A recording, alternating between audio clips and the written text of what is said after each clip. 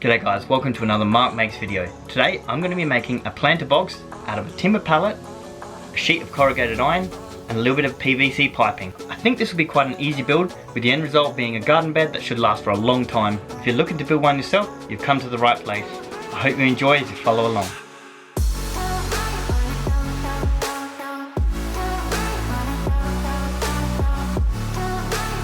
So the first thing I'm going to do is mark and cut out the slats on the pallet, which are going to be the ends of the garden bed.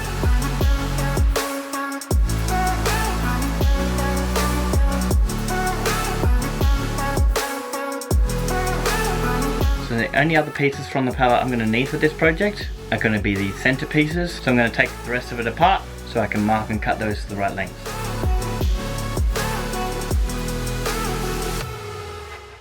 Okay, so this is all I'm going to need from the pallet. All the rest should make some good kindling for my fire pit. So I'm going to mark and cut out 4 legs and also 2 support pieces.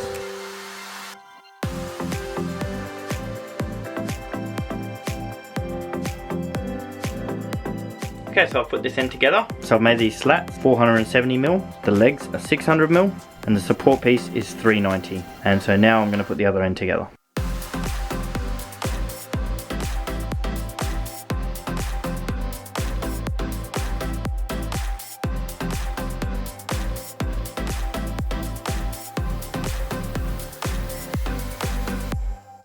Okay, so I've got this sheet of corrugated iron. It's 1.5 meters long. It's going to sit in between these 2 ends. Before I install it, I'm going to give both these a light sand and also a coat of varnish. I don't want the wood going grey, and it's also going to help with the lifespan of the timber.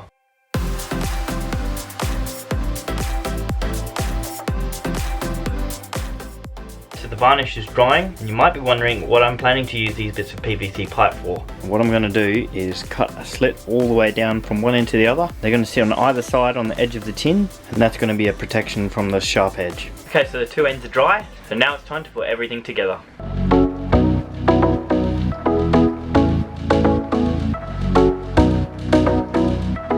So I've also drilled 3 drainage holes at the bottom of the sheet of tin so it doesn't pool at the bottom. And as an optional extra, you can put an old rag or some geofabric or weed mat on the ends, and that's going to help with keeping the soil in and allow it still to drain. I'm using a staple gun to secure it, but you could also use nails, tacks or similar. I'm leaving about 2 inches either side, and the soil will hold that down.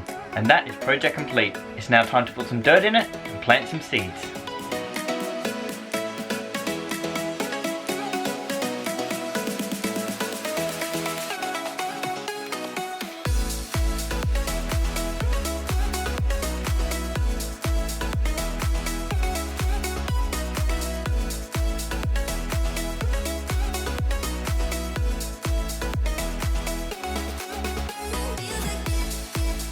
Here are some pictures of some other ones that I've made previously, including a multi-level one.